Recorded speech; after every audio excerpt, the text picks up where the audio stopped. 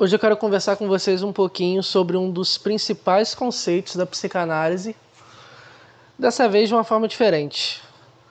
Vamos pensar e conversar um pouco sobre o caso da Suzanne von Richthofen, que na minha opinião é um caso que ajuda você que está estudando psicanálise ou você que já estuda psicanálise há algum tempo, ajuda muito a pensar a respeito do Édipo, né?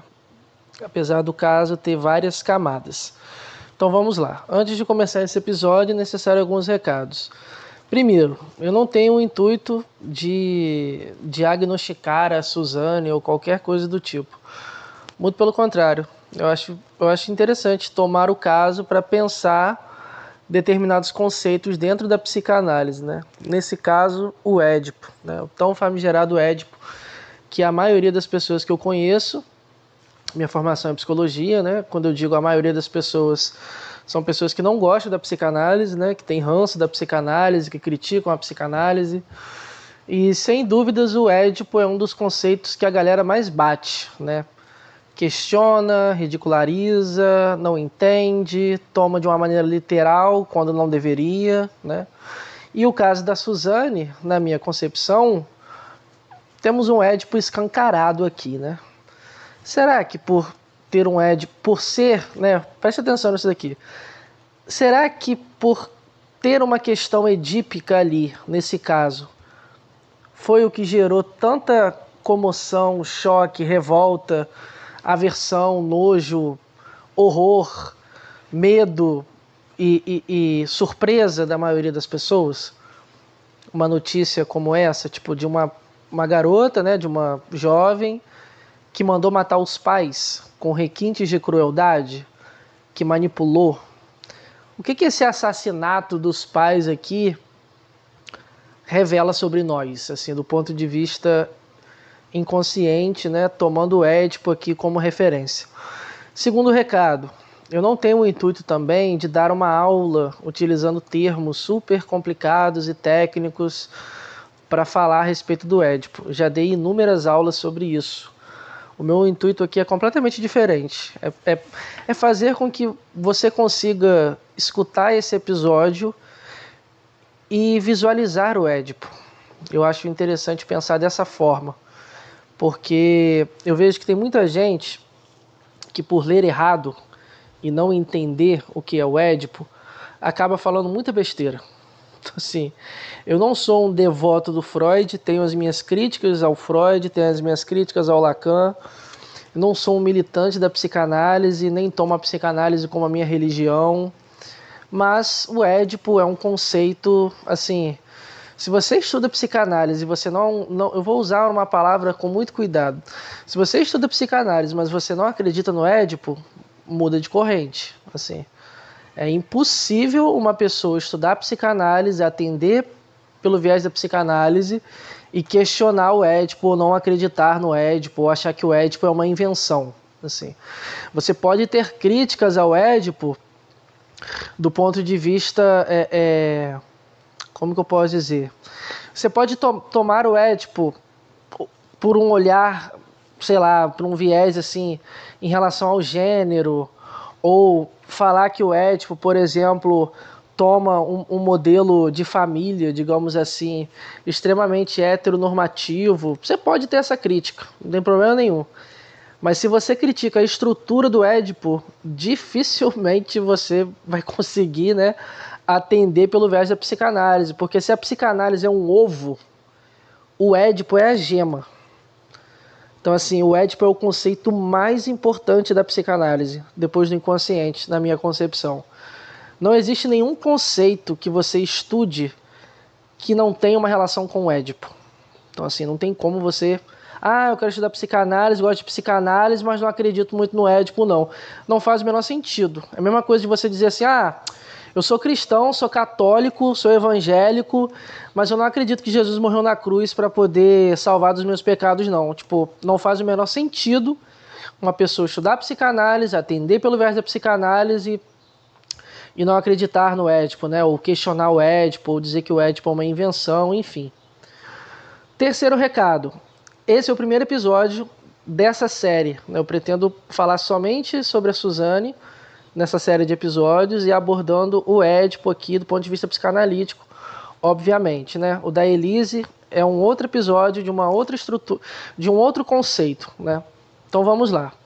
Quando você escuta Édipo, isso aqui é muito Édipo, ou isso aqui é Édipo puro, olha o Édipo aí. Preste atenção no seguinte, o Freud era um cara extremamente inteligente, assim. Falava várias línguas, médico. O Freud, ele era um gênio. É preciso colocar isso em evidência, né? Apesar de ser óbvio. O Freud, ele não é um cara simplesmente, ele era muito inteligente. Não, cara, ele era um gênio. Pessoas como Freud, sei lá, nascem a cada 200, 300 ou 400 anos. Ele era um cara muito fora da curva. Agora pensa o seguinte, você está criando algo e a sua maneira de pensar é extremamente complexa. E o que você está tentando tratar, digamos assim, é complexo também. Como que você vai explicar para algumas pessoas que não têm o mesmo conhecimento que você, que não entendem as coisas da mesma forma que você? Como que você vai explicar um conceito tão difícil? Você usa o quê? Alegorias, metáforas, exemplos. Jesus fazia muito isso. Se você ler a Bíblia, né?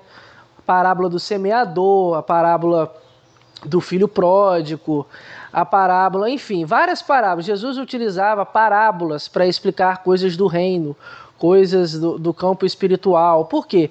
Era uma maneira do povo ali entender melhor o que ele queria dizer.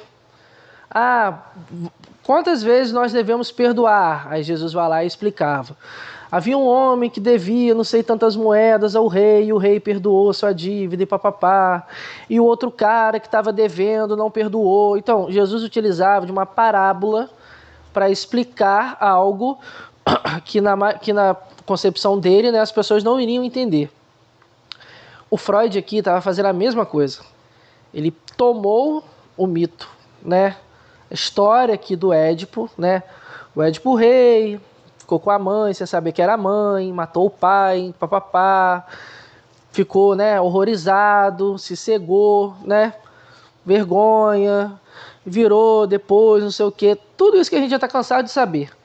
O Freud utilizou essa história, primeiro, para que as pessoas entendessem o conceito mega complexo que ele estava colocando ali para aquela galera. Por que eu estou falando isso? Olha o nome. Preste atenção nisso aqui, olha o nome. Complexo de Édipo. Complexo. Inclusive, esse nome complexo, se eu não me engano, não veio nem do Freud, mas do Jung. Por que complexo?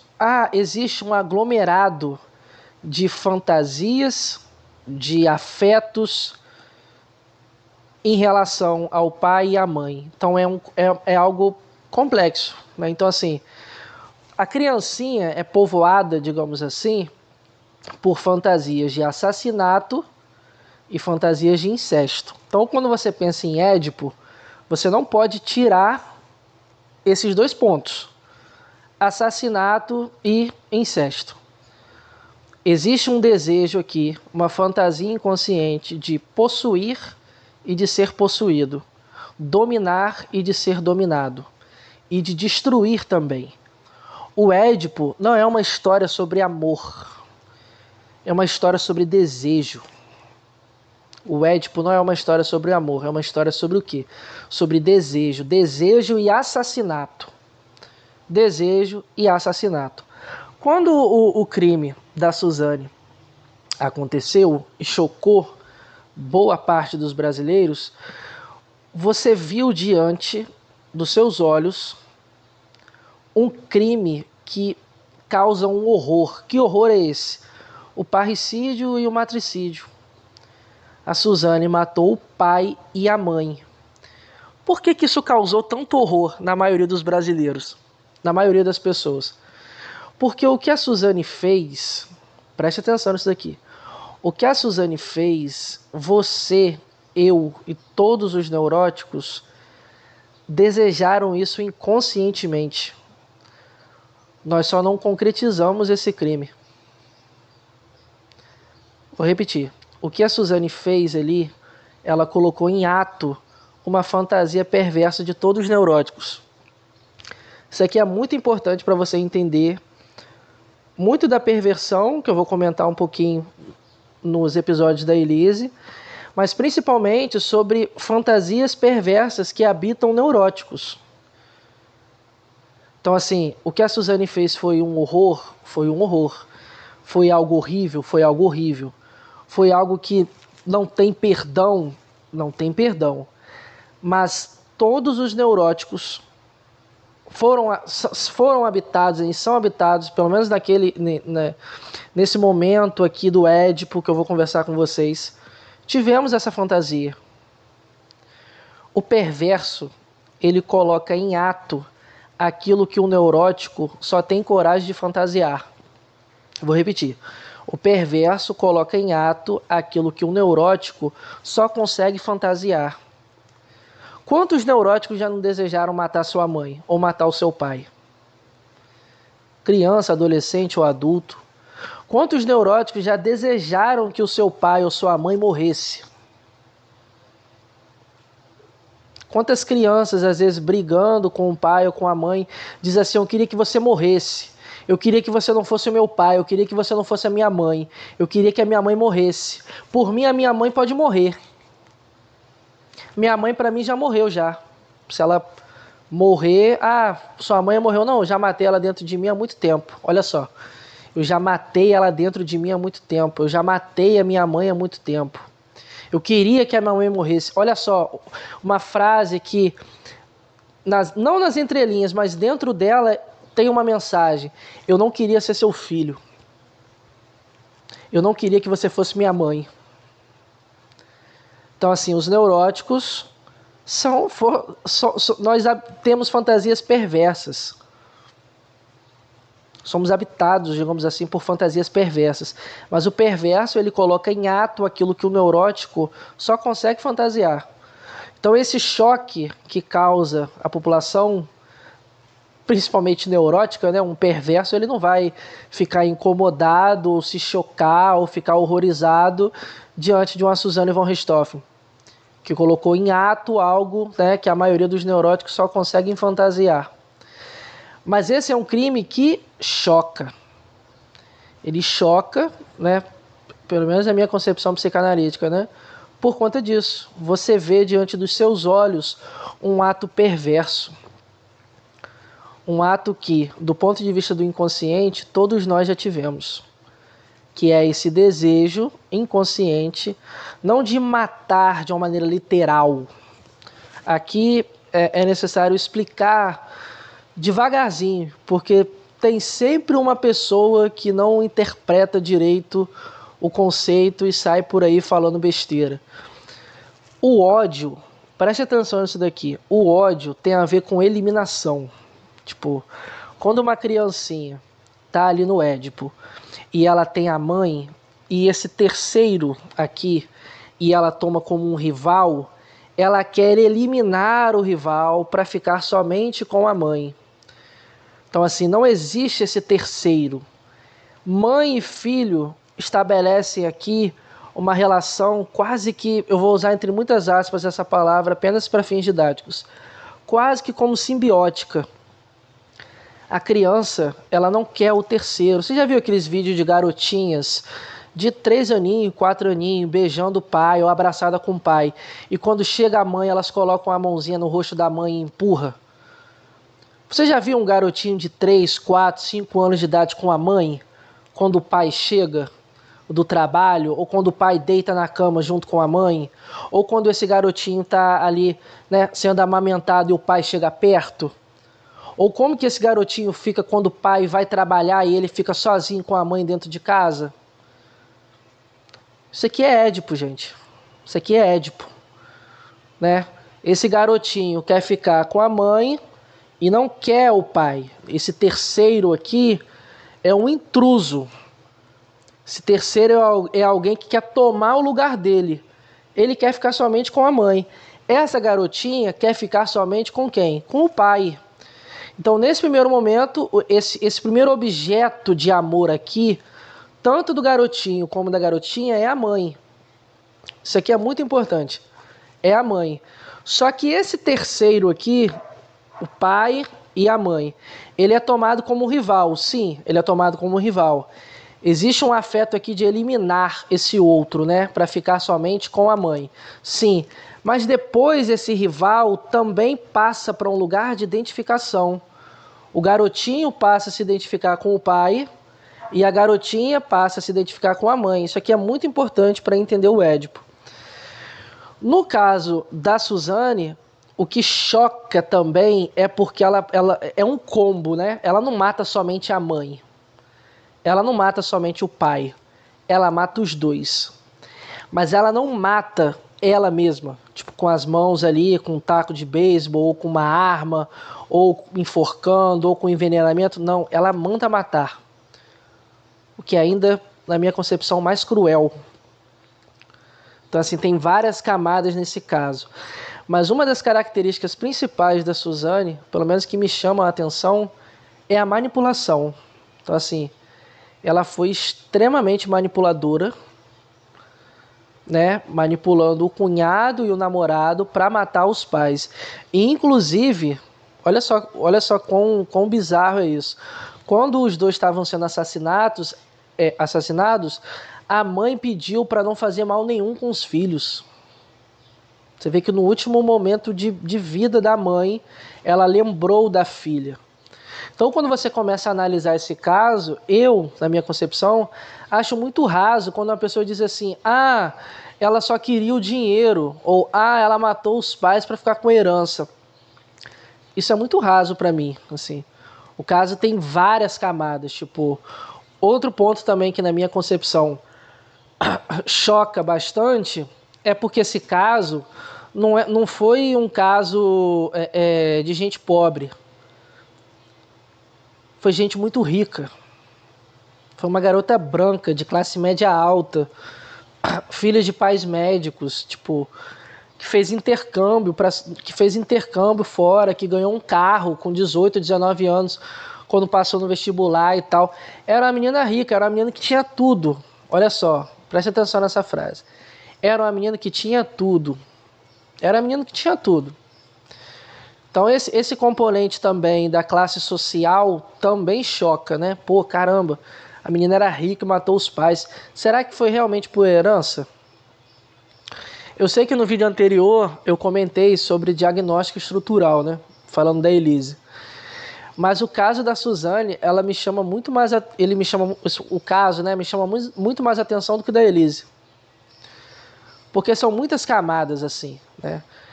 Nesse primeiro momento eu tô falando do Édipo, né? Na minha concepção, esse caso choca e nos causa um horror, porque é um ato perverso.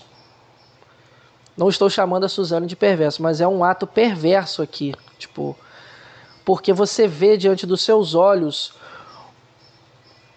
a personificação, a concretização de uma fantasia edípica que todo neurótico foi habitado, assim. Todos nós desejamos inconscientemente, em algum momento, eliminar um de nossos pais para poder ficar com a mãe.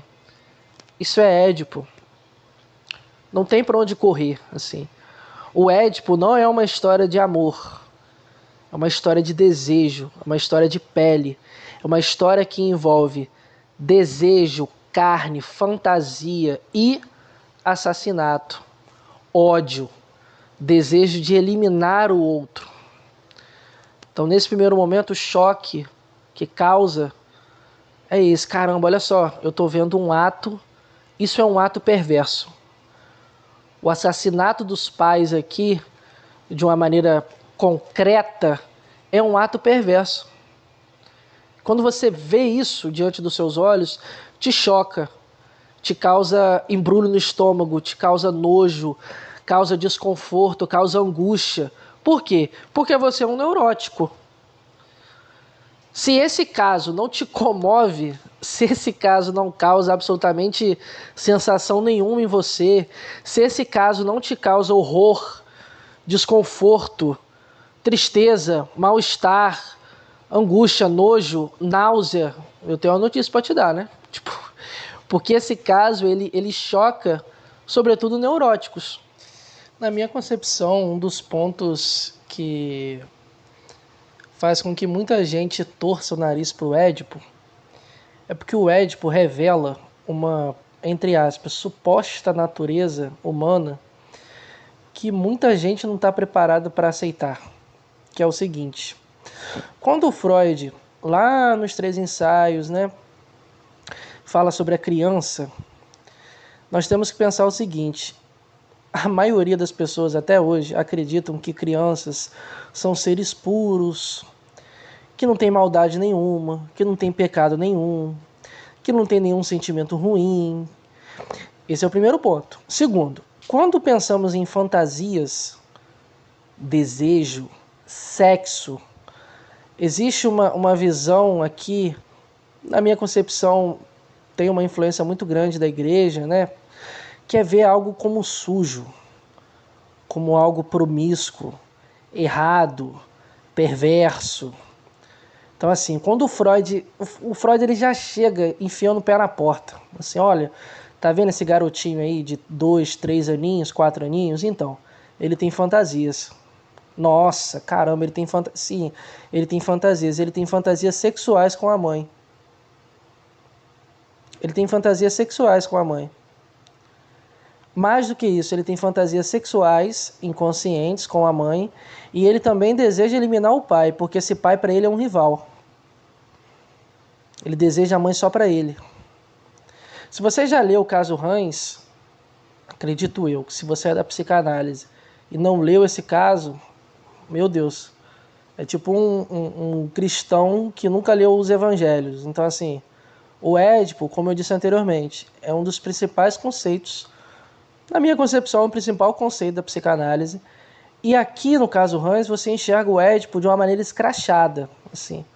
Há várias cenas aqui que o Freud está narrando, na verdade é o pai do Hans, né, que narra pra gente, de momentos onde o Hans, por exemplo, fica feliz quando o pai dele não está em casa e ele fica com a mãe só para ele. Que o Hans não gosta quando o pai volta para casa e ele, né, fica ali na cama, que na cabecinha dele a cama é da mãe e dele. Né? Você vê aqui no caso Hans o Édipo de uma maneira escrachada. E na minha concepção, a cena fatídica é quando o Hans está tomando banho e ele pede para a mãe continuar lavando o faz pipi dele. Ficar um tempinho ali lavando, né, passando a mão no piruzinho dele. Isso aqui é desejo, gente. Isso aqui é desejo. Crianças, 2, 3, 4, 5 anos de idade, possuem desejo, possuem fantasias sexuais. Freud, quando diz isso, choca a sociedade. Choca até hoje. Porque até hoje tem gente que não acredita nisso. Tem gente que acredita que a criança é sim um ser puro, ingênuo, que não tem maldade nenhuma. Então olha só, a criança aqui, 2, 3, 4, 5 anos de idade, óbvio, quando você estuda o Freud, tem uma galera que gosta muito de estudar as fases psicossexuais, né? Fase oral, fase anal, fase fálica, papapá. Mas eu acho interessante você pensar no seguinte, numa idade cronológica entre 4 e 5 anos. Por que eu estou usando esse termo, idade cronológica? Apenas para fins didáticos. Porque do ponto de vista do inconsciente não existe essa cronologia, né? A psicanálise aqui, o Édipo, ele não pode ser tomado tal qual uma teoria de desenvolvimento, como se você estivesse estudando Piaget ou Vygotsky. Ah, sensório motor, pré-operatório, não sei o quê. Não. Não é dessa maneira que se estuda o Édipo. Você não pode tomar o Édipo como se você estivesse lendo uma teoria desenvolvimentista. O Édipo não tem a ver com Vygotsky nem com Piaget. Então, assim, precisamos tomar o Édipo de que maneira? Do ponto de vista inconsciente. Se você toma o Édipo do ponto de vista inconsciente, você dificilmente vai cair em falácias ou vai interpretar de uma maneira literal. O problema aqui é quando você interpreta de uma maneira literal. Entende? Então, assim, o Édipo está escancarado nesse caso. Esse é o primeiro ponto. O Édipo está escancarado aqui. falei com vocês anteriormente, isso causa, né, um desconforto, porque você vê personificado uma fantasia que você teve, que eu tive. Então, assim, por isso que na minha concepção, muito do fascínio que as pessoas têm por perversos se dá em relação a isso. Dificilmente um perverso ele tem esse fascínio todo que o neurótico tem com ele. Claro, você pode encontrar perversos que se espelham em outros perversos. Isso aparece na série Monstros, na 3ª temporada, né? Muitos serial killers que se inspiraram no Ed Gein, por exemplo, né? Toda a parte de arrancar a pele e tudo mais. De decapitar, de cortar o corpo, etc e tal. Você vê serial killers que admiram outros ou que copiam outros. Isso aqui é comum. Mas você dificilmente vai ver um serial killer assistindo 12 episódios de 1 hora numa maratona num sábado, ou vendo documentário de true crime, ou tendo esse fascínio todo por psicopata. Quem tem esse fascínio todo por psicopata é neurótico. É neurótico. Existe um fascínio misturado até mesmo com admiração. Por quê?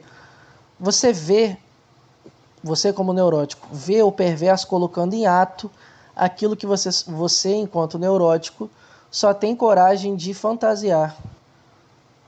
O que te impede de realizar determinados atos? Ou melhor, o que te impede de realizar determinadas fantasias? 2 palavrinhas que tem a ver com Édipo. 3, na verdade. Culpa, vergonha e punição. Culpa, vergonha e punição. Um perverso, ele não dá a mínima para essas 3 coisas. Nem para culpa, nem para punição e nem para vergonha. Você vai ver isso claramente no caso da Suzane. Assim, no decorrer dos episódios eu vou comentar com vocês. Sem culpa nenhuma, tem relatos ela enterrou os pais e depois fez uma festa. Sem pingo de vergonha e sem medo de punição também. Eu acredito também por uma questão social. Assim, ela não acreditava que seria pega. Porque entre aspas, quem deu mole, digamos assim, não sei se foi o cunhado ou o namorado que comprou uma moto da Honda no dinheiro. E uma pessoa, naquelas condições, o cara da concessionária já se ligou. Ele comprou em dinheiro e em dólar, se não me engano. Então, assim, no decorrer do caso eu vou comentar com você especificamente sobre isso, mas é importante que você entenda isso. Assim, para um neurótico, culpa, vergonha e medo da punição. Culpa, vergonha e medo da punição.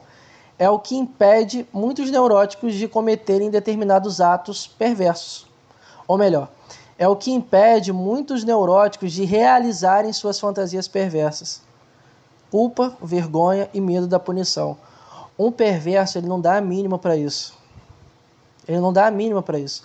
Eu comentei isso com vocês lá no vídeo da Elise, que a culpa é uma exclusividade neurótica. Quem sofre por se sentir culpado é um neurótico. Um perverso, ele não tem isso.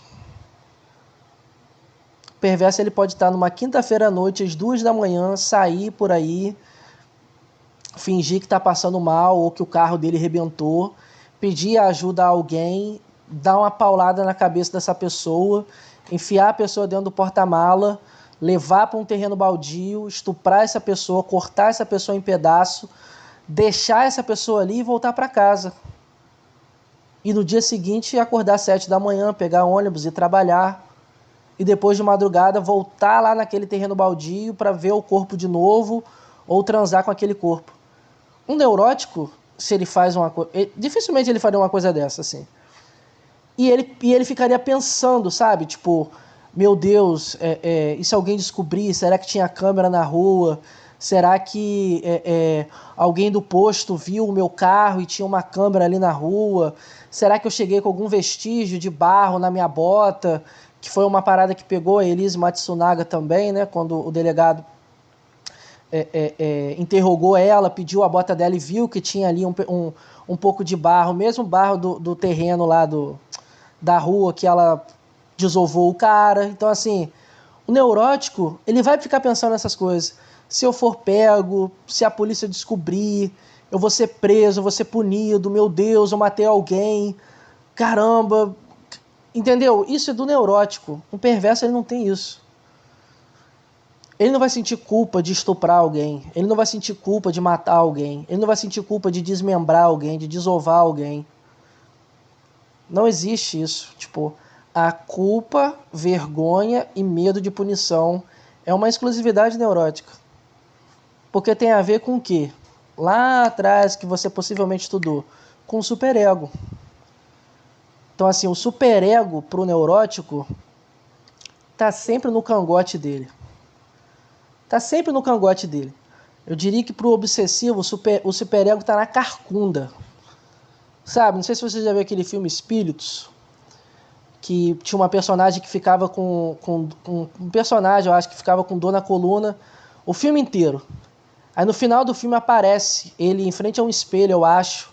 Ele carregava um fantasma nas costas dele. Não sei se de uma ex-namorada, alguma parada assim. Então, o superego é esse fantasma. Ele tá nas nossas costas, enquanto neuróticos. Então, se você tem, às vezes, uma fantasia perversa, o que te impede de fazer aquilo? Culpa, vergonha, medo da punição. O perverso, ele não dá a mínima para isso. Porque ele não tem isso, entendeu? Ele não sente culpa. Ele não sente culpa de matar, de estuprar, de desmembrar, de esquartejar, de abusar. Ele não sente culpa. Ele não tem esse medo da punição também, tipo... Muito pelo contrário, alguns perversos até gozam com isso. Essa coisa de briga de gato e rato, sabe? Com a polícia, ou tipo, vocês nunca vão me pegar, ou eu vou matar no dia tal, na hora tal. Alguns gozam com isso. Então, assim, aqui, nesse caso, mais uma vez, né, o meu segundo ponto, você vê claramente a ausência disso. De culpa, vergonha e medo de punição. O Édipo aqui está escancarado. O Édipo está escancarado. E esse caso, na minha concepção, a mídia, principalmente a nossa sociedade, demonizou tanto por ser um caso que realmente nos causa desconforto. Caraca, como que essa menina foi capaz de matar o pai e a mãe? Mas essa pergunta, como que ela foi capaz, revela uma visão muito romantizada do que são os filhos e do que são os pais. Assim, o ser humano, isso aqui é muito importante pontuar também, né? Claro que alguns filósofos ou antropólogos, cientistas sociais vão pensar de uma maneira diferente. O ser humano é essencialmente bom, mas a sociedade o corrompe. Ou, o ser humano é essencialmente mal. A questão aqui é outra. Tipo, todo ser humano é capaz de cometer os atos mais perversos, mais horríveis, mais hediondos. Inclusive filhos. Porque existe uma ideia também muito romantizada do parentesco. Como que uma filha foi capaz de fazer isso com os pais? Como se o amor aqui entre pai e filho, mãe e filha, mãe e filho, fosse algo inato. Entendeu? Fosse algo tipo assim, eu tenho um filho, então eu o amo naturalmente. Ou, ele é meu filho, é minha filha, ela me ama naturalmente. Não. Isso não existe, assim. Essa naturalização dos afetos relacionada a um grau de parentesco muito, né, no caso, pai e mãe. Isso também é uma ilusão, assim. Óbvio que quando pensamos em paternidade e maternidade é completamente diferente esse amor aqui. Mas se tratando de filhos, eu sei que isso pode parecer duro dizer isso, mas o filho e a filha não é obrigado a amar o pai e a mãe.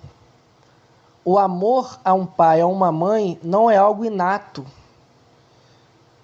Então, quando você diz isso, quando alguém diz isso, caramba, como que ela foi capaz de matar o pai e a mãe? É esse foi capaz que precisamos problematizar. Porque esse amor aqui, em qualquer ser humano, não é algo que deveria ser, em tese, naturalizado, mas é uma construção. É uma construção, tipo, há filhos que odeiam seus pais. Há pais que odeiam seus filhos. Há pais que claramente não gostam dos seus filhos. Há filhos que claramente não gostam dos seus pais. Mas esses filhos matam os pais? Não. Esses pais matam os filhos? Não. Esses filhos em algum momento desejou inconscientemente matar um dos pais, ou que o pai ou a mãe morresse, ou que não estivesse mais vivo? Sim. E o que impediam, no caso, né? O que impedem esses filhos de cometer tais atos com os seus respectivos pais? O Édipo. O Édipo é uma pergunta que ele mesmo responde.